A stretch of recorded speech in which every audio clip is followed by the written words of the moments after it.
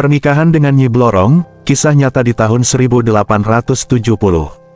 Di sebuah desa kecil yang terletak di kaki Gunung Cibalak di tahun 1870, hiduplah seorang pemuda gagah dan tampan bernama Sukmantoro Harjono. Usianya baru menginjak 25 tahun, namun sudah banyak cerita tentang ketampanan dan keberaniannya yang tersebar di seluruh desa. Tubuhnya tegap, dengan kulit sawo matang yang sehat akibat bekerja di bawah terik matahari. Wajahnya tampan dengan rahang yang kuat, sepasang mata tajam, dan senyum yang bisa meluluhkan hati banyak wanita desa. Rambutnya hitam legam, selalu tertata rapi, meskipun hidupnya penuh dengan kesederhanaan. Sukmantoro adalah seorang pekerja keras. Setiap hari, ia bekerja di ladang milik tuan tanah setempat, mengolah tanah, menanam padi, dan merawat ternak. Meski tangannya kasar dan penuh luka akibat bekerja tanpa henti, ia tetap bangga akan dirinya. Meskipun begitu, kemiskinan masih menjadi bayang-bayang yang selalu mengikutinya. Keluarganya hanya memiliki sepetak tanah yang tidak cukup untuk menghidupi mereka dengan layak. Ibu dan adik-adiknya sangat bergantung padanya, setelah ayahnya meninggal dunia beberapa tahun lalu. Namun, di balik semua itu, Sukmantoro memiliki impian besar. Ia bercita-cita untuk mengubah nasib keluarganya. Tidak jarang, ia duduk di pinggir sawah saat matahari mulai terbenam, merenung tentang bagaimana caranya membawa keluarganya keluar dari jeratan kemiskinan. Malam hari, ketika semua orang di rumah sudah tertidur, ia seringkali memikirkan cara-cara untuk memperbaiki nasibnya. Ia mendengar banyak cerita tentang orang-orang yang berhasil menjadi kaya raya, dan ia percaya bahwa nasibnya bisa berubah jika ia menemukan jalan yang tepat. Kehidupan seperti ini tidak bisa terus berlanjut, pikirnya. Aku harus menemukan cara untuk membuat hidup mereka lebih baik. Tapi bagaimana? Semua cara yang sudah kucoba tak membuahkan hasil yang cukup. Ia juga pernah mendengar cerita tentang Nyi Blorong, wanita siluman ular yang dipercaya memiliki kekuatan mistis untuk memberikan kekayaan kepada siapa saja yang bersedia memenuhi syarat-syaratnya. Banyak orang yang menganggap cerita ini hanyalah mitos belaka, tetapi Sukmantoro tertarik untuk mencari tahu lebih jauh. Suatu hari, saat berada di pasar, Sukmantoro mendengar seorang pedagang tua berbicara tentang kekuatan Nyi Blorong. Pedagang itu bercerita dengan penuh keyakinan bahwa ada cara untuk memanggil Nyi Blorong dan mendapatkan kekayaan yang tak terhingga.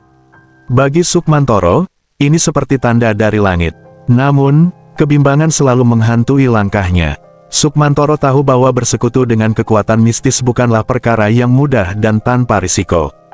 Bagaimana jika ceritanya benar? Bagaimana jika aku tidak bisa memenuhi syarat-syaratnya?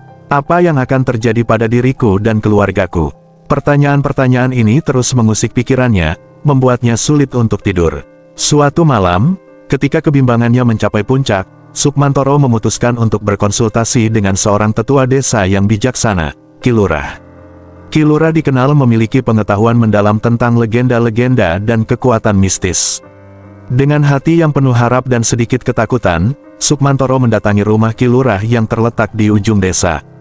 Ki Lurah mendengarkan dengan seksama cerita Sukmantoro tentang ambisinya untuk menjadi kaya dan legenda Nyi Blorong yang selalu menghantuinya. Setelah beberapa saat diam, Ki Lurah menatap Sukmantoro dengan tatapan serius. "Anakku," kata Ki Lurah dengan suara rendah namun penuh wibawa, "legenda Nyi Blorong bukanlah sekadar cerita. Ada kebenaran di baliknya, dan kekuatan yang dimilikinya bukanlah sesuatu yang bisa dianggap remeh. Jika kau benar-benar ingin mengejar kekayaan melalui cara ini, kau harus siap dengan segala konsekuensinya." Kata-kata Ki Lurah semakin menambah kebimbangan dalam hati Sukmantoro. Namun, ia juga merasakan dorongan kuat untuk melangkah maju. "Apakah aku punya pilihan lain?" pikirnya. "Jika aku tidak melakukan sesuatu yang besar, hidup kami akan tetap seperti ini selamanya." Dengan dorongan itu, Sukmantoro memutuskan untuk melangkah lebih jauh. Ia mengumpulkan informasi dari berbagai sumber, mencari tahu ritual yang harus dilakukan untuk memanggil Nyi Blorong. Setiap malam, ia duduk di beranda rumahnya, merenungkan setiap langkah yang akan diambil. Ia membayangkan goa di dalam hutan, tempat Nyi Blorong diyakini tinggal, dan membayangkan dirinya duduk di sana, melakukan tapa untuk memanggil kekuatan mistis tersebut. Suatu hari, saat Sukmantoro sedang bekerja di ladang, ia mendengar seorang pedagang tua bercerita tentang sebuah naskah kuno yang tersembunyi di rumah Ki Lurah. Pedagang itu mengatakan bahwa naskah tersebut berisi petunjuk untuk memanggil Nyi Blorong, wanita ular yang dapat memberikan kekayaan tak terhingga. Sukmantoro langsung tertarik, karena inilah kesempatan yang ia cari. Setelah menyelesaikan pekerjaannya, Sukmantoro segera pergi ke rumah Ki Lurah. Rumah itu terletak di ujung desa, dikelilingi oleh pepohonan rindang yang membuat suasananya tampak sejuk dan tenang. Ketika Sukmantoro tiba, ia disambut oleh Ki Lurah yang tengah duduk di depan rumah. "Apa yang membawamu ke sini, Nak?" tanya Ki Lurah dengan suara lembut namun penuh wibawa. Sukmantoro menjelaskan tujuannya, bahwa ia ingin mempelajari lebih lanjut tentang Nyi Blorong dan mendengar cerita tentang naskah kuno yang menyimpan rahasia untuk memanggilnya. Ki Lurah terdiam sejenak, menatap Sukmantoro dengan tatapan penuh pertimbangan. Awalnya Ki Lurah tak mengaku memiliki naskah itu. Namun Sukmantoro terus mendesak. Ia bahkan memohon-mohon. Akhirnya Ki Lurah luluh. "Naskah itu memang ada," ujar Ki Lurah akhirnya. "Tetapi, mempelajarinya bukan tanpa risiko. Apakah kau benar-benar siap untuk menghadapi apa yang mungkin terjadi?" Dengan tekad yang kuat, Sukmantoro menjawab, "Saya siap, Ki. Demi keluarga saya akan melakukan apa saja." Ki Lurah membawa Sukmantoro ke sebuah ruangan kecil di dalam rumahnya.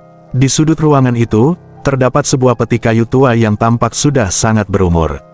Ki Lurah membuka peti itu dengan hati-hati, dan di dalamnya terdapat naskah kuno yang terbuat dari daun lontar yang sudah mulai rapuh.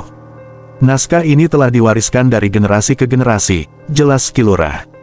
"Ini adalah panduan untuk memanggil Nyi Blorong, tapi ingat, kau harus mengikuti setiap instruksinya dengan tepat." Sukmantoro memegang naskah itu dengan hati-hati, merasakan keagungan dan kekuatan yang terkandung di dalamnya. Ia mulai membaca naskah tersebut dengan seksama, mempelajari setiap kata dan simbol yang ada. Di dalam naskah itu, terdapat langkah-langkah rinci untuk melakukan ritual pemanggilan Nyi Blorong, termasuk mantra-mantra yang harus diucapkan dan persembahan yang harus disiapkan. Selama berminggu-minggu, Sukmantoro terus mempelajari naskah kuno itu. Ia sering menghabiskan malam di rumah Ki Lurah, ditemani oleh cahaya lampu minyak kelapa yang redup, mencoba memahami setiap detail dari ritual tersebut. Ki Lurah dengan sabar menjelaskan setiap bagian yang sulit dimengerti oleh Sukmantoro, memastikan bahwa pemuda itu benar-benar siap. Selain mempelajari naskah kuno, Sukmantoro juga mendengarkan cerita dari penduduk desa yang pernah mendengar atau mengalami kejadian yang berkaitan dengan Nyi Blorong. Ia sering mengunjungi pasar dan tempat berkumpulnya penduduk untuk mendengar cerita-cerita tersebut. Salah satu cerita yang paling berkesan adalah dari seorang wanita tua yang pernah melihat Nyi Blorong di masa mudanya. "Aku melihatnya sekali, di tepi hutan," kata wanita itu dengan suara bergetar. "Dia sangat cantik, tapi menakutkan. Semua orang tahu bahwa dia tinggal di sebuah goa di dalam hutan. Banyak yang mencoba memanggilnya, tapi tidak semua berhasil." Cerita-cerita ini semakin menguatkan tekad Sukmantoro. Ia tahu bahwa perjalanannya tidak akan mudah, tapi ia juga tahu bahwa ia tidak bisa menyerah.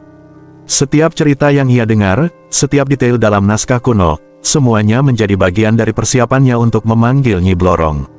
Akhirnya, setelah merasa cukup mempersiapkan diri, Sukmantoro memutuskan untuk memulai perjalanannya menuju goa tempat Nyi Blorong diyakini tinggal.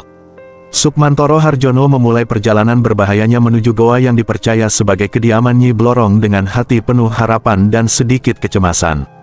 Dalam perbekalannya, ia membawa sejumlah persembahan yang diyakini dapat memikat hati Nyi Blorong, bunga melati segar, yang melambangkan kesucian dan keharuman, serta kemenyan, yang merupakan persembahan umum untuk memanggil makhluk gaib. Perjalanan Sukmantoro dimulai dari pinggiran desa, melewati jalan setapak yang semakin lama semakin tersembunyi di antara semak belukar dan pohon-pohon besar.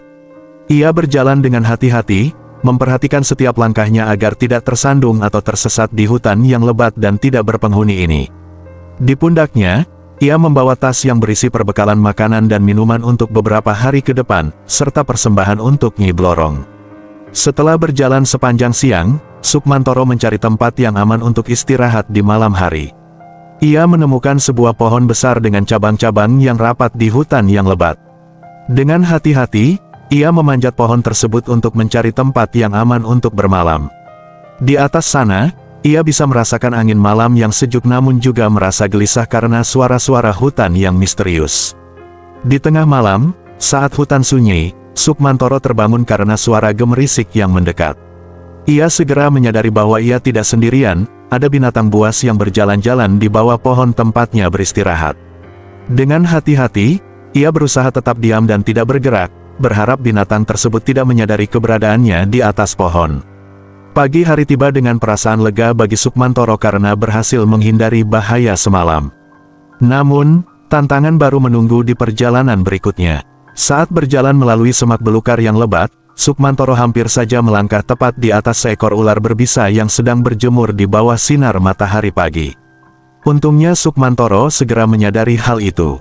Ia melompat mundur dan mengambil sebatang kayu untuk mengusir ular itu.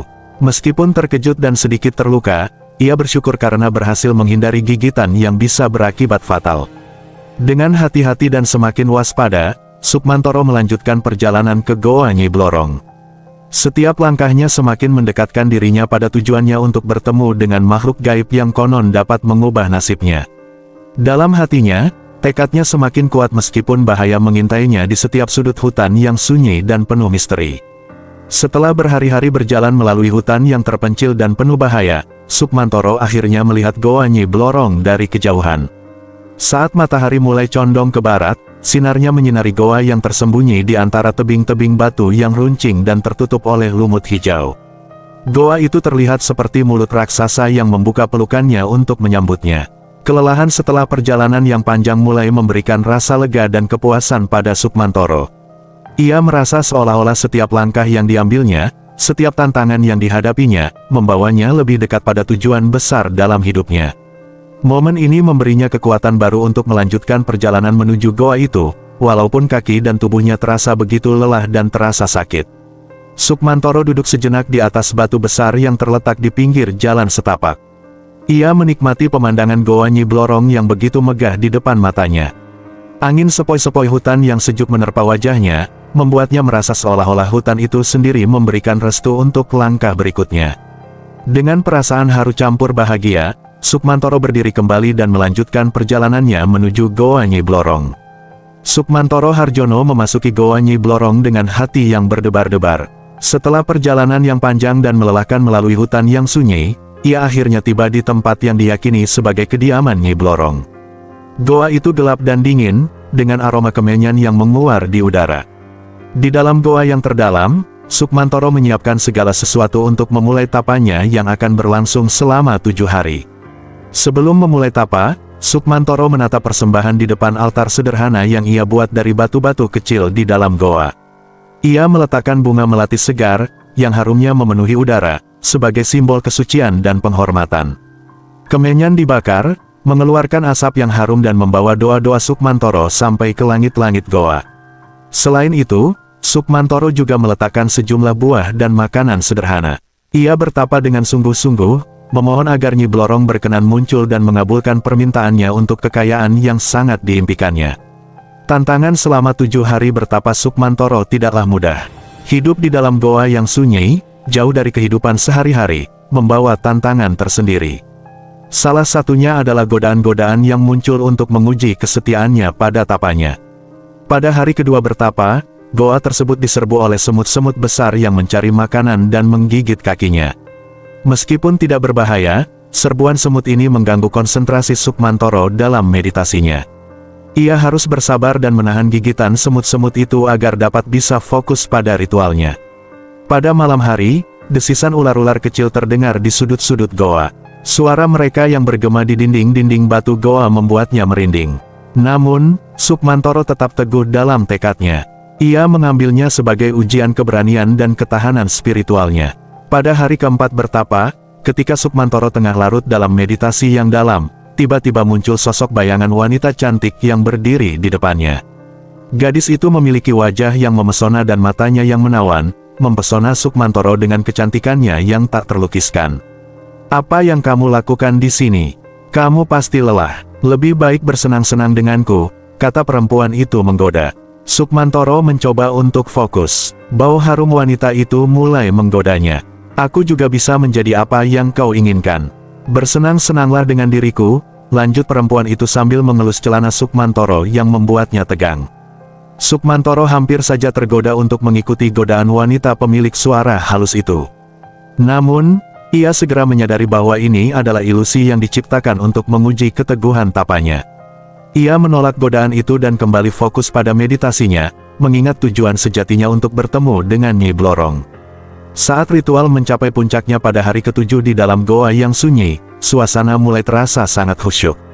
Sukmantoro duduk di depan altar sederhana yang ia persiapkan, dengan api kemenyan yang masih membara di tengah-tengah goa yang gelap.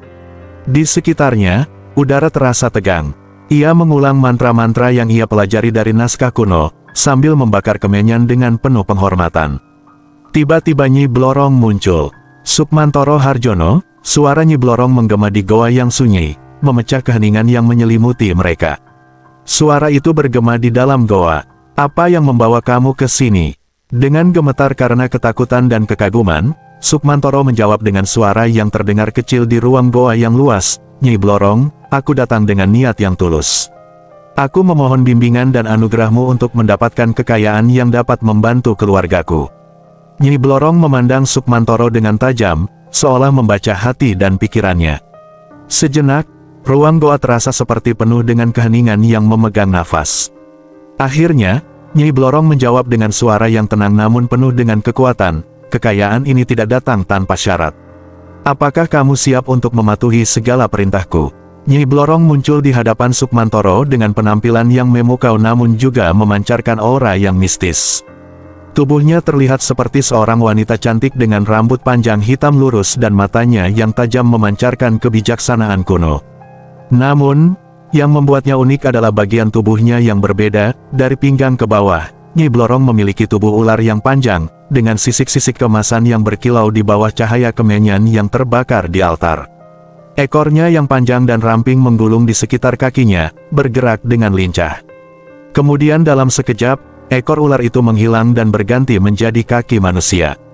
Sukmantoro menelan ludah, berusaha mempertahankan ketenangannya. "Ya, Nyi Blorong, aku bersedia melakukan apapun untuk mendapatkan kekayaan yang aku impikan." "Baiklah," Nyi Blorong menjawab dengan suara yang tenang. "Aku akan mengabulkan permohonanmu. Namun, ada syarat yang harus kamu penuhi." Sukmantoro menatap Nyi Blorong dengan mata penuh keingintahuan. "Syarat apa, Nyi Blorong?" Nyi Blorong mengangguk perlahan. "Kamu harus menjadi suamiku." Sukmantoro terkejut mendengarnya, namun ia segera mengumpulkan keberanian untuk menjawab. "Saya bersedia, Nyi Blorong. Saya akan menjadi suamimu." "Tapi itu tidaklah cukup," Nyi Blorong melanjutkan, matanya menatap tajam ke arah Sukmantoro. "Selama kamu menjadi suamiku, kamu tidak boleh dekat dengan perempuan lain. Kamu harus setia pada janji ini." Sukmantoro merasa terdiam sejenak, menyadari betapa besar komitmen yang diminta oleh Nyi Blorong. Namun, tekadnya untuk mendapatkan kekayaan yang dia impikan membuatnya mengangguk mantap. "Saya setuju, Nyi Blorong. Saya akan mematuhi syarat-syarat ini." Nyi Blorong mengangguk puas, namun ekspresinya tetap serius. "Kamu telah mengambil keputusan dengan bijaksana, Sukmantoro Harjono. Sekarang, kita akan membuat perjanjian ini menjadi sakral." Mereka berdua duduk berhadap-hadapan di hadapan altar sederhana yang masih dikelilingi oleh asap kemenyan yang harum. Sukmantoro merasakan kehadiran spiritual yang kuat di sekitarnya, menandakan bahwa perjanjian ini tidak hanya berlaku di dunia nyata, tetapi juga dalam ranah spiritual yang lebih tinggi. "Aku, Sukmantoro Harjono, bersedia menjadi suami Nyi Blorong dan bersumpah untuk tidak dekat dengan perempuan lain selama kami bersama." Setelah ucapan sumpah selesai, Sukmantoro merasa sebuah beban besar di pundaknya. Namun, ia juga merasa lega karena telah melewati ujian berat ini dan mendapatkan persetujuan dari Nyi Blorong. Setelah menikah dengan Nyi Blorong dan mengikuti perjanjian untuk tidak dekat dengan perempuan lain, Sukmantoro Harjono memasuki fase hidupnya yang penuh dengan misteri dan kekayaan yang melimpah. Kini setelah perjanjian itu, Nyi Blorong kerap muncul di rumah Sukmantoro. Ia seperti tersihir, dan merasa terpikat oleh kecantikan Nyi Blorong meski berwujud setengah ular. Bahkan saat berhubungan, Nyi Blorong berubah menjadi ular besar, namun Sukmantoro tetap bernafsu dan melihatnya seperti wanita cantik. Setiap kali mereka berhubungan, Sukmantoro merasakan getaran energi yang luar biasa, seolah-olah kekuatan gaib sedang mengalir di antara mereka berdua. Setelah selesai berhubungan, Sukmantoro seringkali merasa lelah namun juga penuh dengan kepuasan dan kelegaan. Namun, hal yang paling mengagumkan adalah saat ia menemukan emas di bawah tempat tidurnya setiap kali ritual selesai dilakukan. Emas tersebut muncul seperti sihir, memancarkan kilau yang mempesona. Awalnya, Sukmantoro tidak percaya apa yang terjadi. Namun, ketika kejadian itu berulang kali terjadi setiap kali mereka berhubungan, ia mulai menyadari bahwa ini adalah anugerah dari Nyi Blorong sebagai balasan atas ketaatannya pada perjanjian mereka. Emas-emas tersebut menjadi simbol kekayaan yang tidak terbatas, mengubah hidupnya dari yang sederhana menjadi penuh kemakmuran. Rasa senang Sukmantoro tidak dapat diungkapkan dengan kata-kata. Ia merasa bahagia telah menemukan jalan untuk memenuhi impian kekayaannya dengan cara yang tidak pernah ia bayangkan sebelumnya. Setiap kali ia melihat tumpukan emas di bawah tempat tidurnya, ia merasakan bahwa ini adalah bukti nyata bahwa keputusannya untuk mengikuti perintah Nyi Blorong adalah langkah yang tepat. Ritual mereka tidak terikat pada waktu yang, tetapi seringkali dilakukan setiap beberapa hari sekali, tergantung pada keinginan dan arahan Nyi Blorong. Kadang-kadang mereka melakukannya di malam hari, atau bahkan pagi-pagi buta. Setelah Sukmantoro Harjono mendapatkan kekayaan melimpah berkat pernikahannya dengan Nyi Blorong, hidupnya mengalami transformasi yang luar biasa. Dia memutuskan untuk mengubah gaya hidupnya yang sederhana menjadi hidup dalam kemewahan yang ia idamkan sejak lama. Dengan kekayaan yang tiba-tiba, Sukmantoro pertama-tama memutuskan untuk membeli tanah luas di pinggiran desa, yang dikelilingi oleh alam yang hijau dan menawan. Dia membangun sebuah rumah mewah yang megah di atas tanah tersebut, dengan arsitektur yang rumit. Sukmantoro tidak hanya membeli rumah mewah, tetapi juga memperbarui gaya hidupnya secara keseluruhan. Ia mulai mengenakan pakaian yang mahal dan elegan. Ia juga membeli kereta baru lengkap dengan kudanya. Perubahan drastis dalam gaya hidup Sukmantoro tidak luput dari perhatian warga sekitar. Warga desa mulai menggosip tentangnya, bertanya-tanya tentang asal-usul kekayaannya yang tiba-tiba dan bagaimana dia bisa membeli semua yang ia miliki sekarang. Ada rasa heran dan iri di antara beberapa orang yang melihatnya. Desas-desus tentang Sukmantoro yang bersekutu dengan iblis mulai menyebar di desa. Namun, Sukmantoro tidak terlalu memedulikan gosip dan desas-desus tersebut. Baginya, yang paling penting adalah bahwa ia telah berhasil mencapai impian hidupnya dan mampu memberikan kehidupan yang lebih baik bagi keluarganya. Dia memilih untuk menjalani hidupnya dengan rendah hati meskipun kaya, tetap menjaga hubungan baik dengan. Secara bertahap, desas-desus tentangnya perlahan-lahan meredup dan berlalu begitu saja, sementara ia terus menjalani hidup dalam kemewahan dan keberlimpahan. Suatu hari, ketika ia pergi ke pasar desa, nasib mempertemukannya dengan seorang gadis cantik bernama Ratih. Ratih adalah anak seorang pedagang rempah-rempah terkemuka di desa itu. Dikenal karena kecantikannya yang memikat dan kecerdasannya, Ratih juga telah menjadi pusat perhatian banyak pemuda di desa, meskipun dia tidak begitu tertarik dengan mereka. Namun, ketika matanya bertemu dengan Sukmantoro di pasar, ada sesuatu yang berbeda. Sukmantoro tidak pernah merasa seperti ini sebelumnya. Pandangan pertamanya kepada Ratih langsung membuat hatinya berdebar-debar. Wajah cantik Ratih, dengan mata yang tajam dan senyum lembutnya, seolah-olah memikatnya seperti pesona gaib yang tak terlukiskan. Dia merasa seperti terpesona oleh kehadirannya. Awalnya, pertemuan mereka hanya singkat di pasar. Sukmantoro membeli rempah-rempah yang dibutuhkan, sementara Ratih membantu ayahnya menjual barang dagangan mereka. Namun, sejak saat itu, Sukmantoro seringkali menemukan alasan untuk kembali ke pasar, hanya untuk melihat Ratih dari kejauhan. Setiap kali mereka bertemu, percakapan mereka menjadi lebih hangat dan lebih ramah. Suatu hari, Sukmantoro mengumpulkan keberaniannya untuk mengajak Ratih berbicara lebih lama di bawah rindangnya pohon beringin tua di pinggir pasar. Mereka berbagi cerita tentang keluarga, mimpi, dan kehidupan di desa. Sukmantoro mengagumi kecerdasan dan keanggunan Ratih, sedangkan Ratih merasa nyaman dengan ketulusan dan kejujuran Sukmantoro. Perlahan-lahan, cinta tumbuh di antara mereka. Setiap kali mereka bertemu, pandangan mereka saling bertautan dengan penuh arti. Sukmantoro merasa bahwa Ratih adalah sosok yang membuat hatinya menjadi lebih hidup, sementara Ratih merasa bahwa Sukmantoro adalah pria yang dapat dipercayai dan memahami.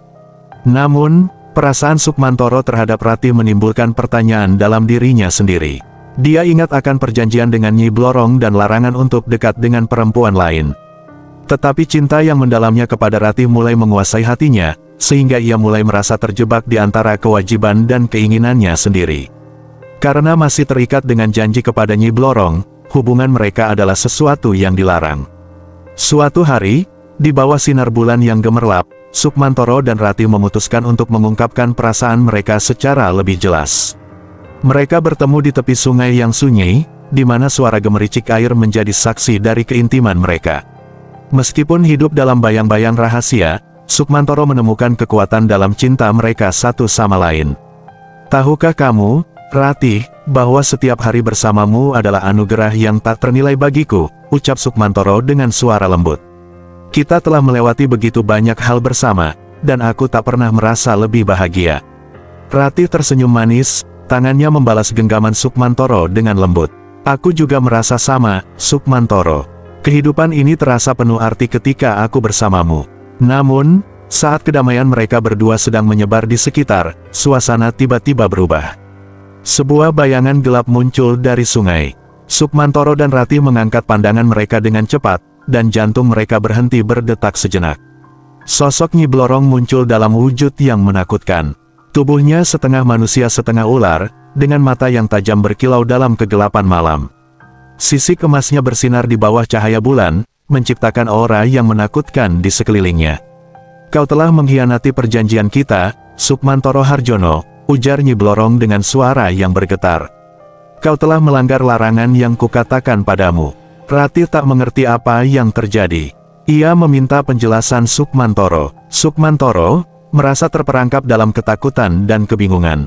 Sukmantoro berusaha menemukan kata-kata untuk mempertanggungjawabkan perbuatannya, tetapi kata-kata terasa terjepit di tenggorokannya.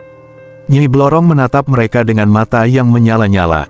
Kalian telah melanggar perintahku, desisnya dengan suara yang menggelegar.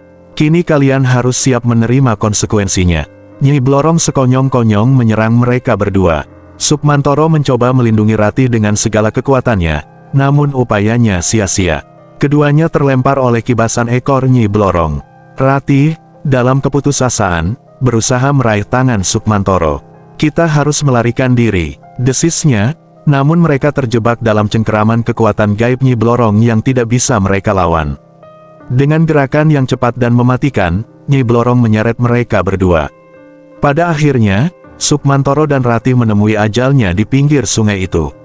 Esoknya, tubuh Sukmantoro dan Ratih ditemukan tak bernyawa di pinggir sungai, dengan bekas gigitan ular di seluruh tubuh mereka. Tubuh mereka pun membiru, emas dan rumah mewah milik Sukmantoro berubah menjadi pasir.